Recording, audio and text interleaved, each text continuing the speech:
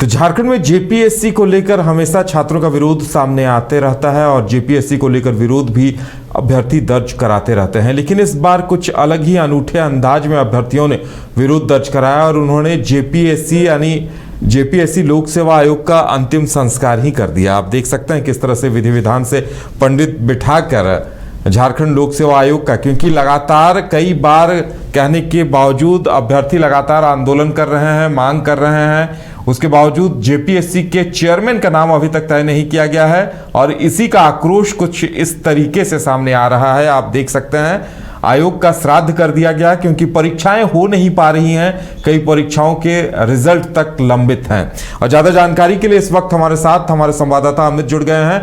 अमित, ये विरोध का बड़ा ही दिलचस्प तरीका अभ्यर्थियों ने दिखाया है कि उन्होंने आयोग का ही श्राद्ध कर दिया है। क्या कहा अभ्यर्थियों ने? क्या अब हालात वाकई में यहां तक पहुंच चुके हैं कि सरकार अब सुनने को तैयार नहीं है, या लगातार अभ्यर्थी अपनी बात पहुंचा रहे हैं लेकिन सरकार के कानों में जून तक नहीं रेंग रही?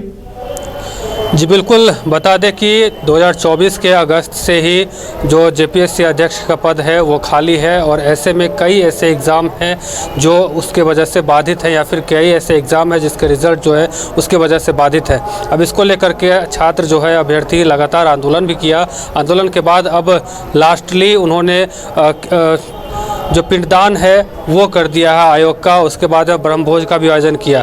बता दें कि कई लगभग 6 महीने से लगातार ये लोग आंदोलन कर रहे थे, कभी सड़क पर उतर करके, कभी जो है धरना प्रदर्शन करके, कभी भूख हड़ताल करके, तमाम ऐसे जो आंदोलन का तरीका है वो आजमाया और उसके बाद अब लास्टली उन्होंने किया कि मुंडन भी करवाया, अपना सांकेतिक मुंडन जो है वो भी किया और फिर बाद में आज पिंडदान करके ब्रह्मभोज किया। लगभग सैकड़ों की संख्या में तमाम जो अभ्यर्थी थे आज पहुँचे थे जेपीएससी कार्यालय के समक्ष और उनका साफ तौर पे कहना है कि हम लोग बाहर से आकर के रांची में तैयारी करते हैं, दिल्ली जाके तैयारी करते हैं, तमाम ऐसे, फिर बाद में जब एग्ज़ाम होता है और एग्ज़ाम होने के बाद रिज़ल्ट के लिए हम लोगों को काफ़ी प्रतीक्षा करनी पड़ती है। अब जेपीएससी के जो चेयरमैन आपका जो पद है वो लगभग 22 अगस्त से ही खाली है और ऐसे में लगभग 6 महीने हो गए लेकिन अभी तक कोई जो किसी की नियुक्ति नहीं हो पाई है।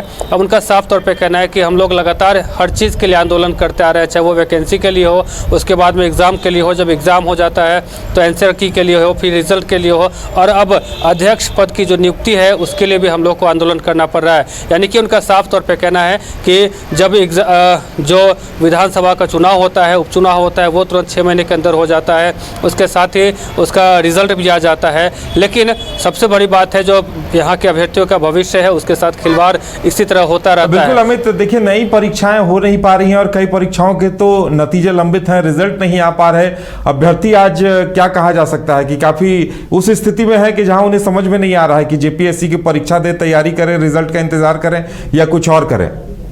बिल्कुल, उनका साफ तौर पे कहना है कि हमने जब बीटेक का भी एग्ज़ाम दिया था, हम बीटेक भी हमने किया है, उसके बाद में सिविल सर्विसेज की तैयारी को लेकर के हम यहाँ पहुँचे। अब लगातार एग्ज़ाम दिया लेकिन अभी तक रिज़ल्ट नहीं आया है, जिसको लेकर के काफ़ी परेशानियों का सामना करना पड़ रहा है। हमारे साथ कई ऐसे जो दोस्त हैं, हमारे फ्रेंड्स थे, वो IT सेक्टर में जॉब करके, कहीं और जॉब करके वो अपना जो है हमसे आगे निकल गए, लेकिन हम कहीं ना कहीं 2 साल पीछे चले गए हैं। उनका साफ तौर पर कहना है कि 6 महीने हो गए लेकिन अध्यक्ष पद की नियुक्ति नहीं हुई है।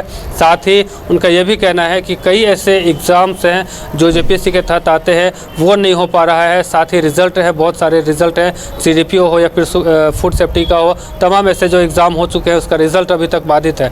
अब इसको लेकर के तमाम अभ्यर्थी आज पिंडदान किया जेपीएससी कार्यालय के समक्ष। उनका साफ तौर पर कहना है कि अब हम किसके पास जाएंगे, आखिर किसके पास नहीं गए हैं। यानी कि उनका कहना है कि हम शिव हेमंत सोरेन के आवास भी गए हैं, कई ऐसे मंत्री से भी मिले हैं, लेकिन सबका आश्वासन मिलता है लेकिन इस पर कोई पहल नहीं हो पा रहा है, जिससे अब हम लोग हताश और परेशान हैं। अब घर वाले भी साफ तौर पे कह रहे हैं कि तुम लोग अब घर पे आके बैठो, हम उतना सक्षम नहीं है कि तुमको हम बाहर रहकर तैयारी करने के लिए हम पैसा दे पाएंगे। यानी कि हमारी आर्थिक स्थिति अब खराब हो गई है। घर वाले शादी ब्याह के लिए प्रेशर कर रहे हैं, लेकिन शादी ब्याह होने के लिए भी हम लोगों के पास जो मेरिट होना चाहिए, जो एग्ज़ाम के रिजल्ट आने के बाद यानी कि हम नौकरी कर लेंगे, ज्वाइन कर लेंगे तो हम कैपेबल हो पाएंगे। हमारे साथ जुड़ने के लिए, तमाम जानकारी देने के लिए आपका बहुत बहुत धन्यवाद। तो अभ्यर्थियों ने विरोध का ये अनूठा तरीका निकाला और उनका कहना है कि जब सरकार नहीं सुन रही, आयोग नहीं सुन रहा और आगे कुछ नहीं हो रहा तो इससे बेहतर है कि आयोग का श्राद्ध कर हम आयोग को भूल जाएं और अब किसी दूसरे कामकाज में लग जाएं।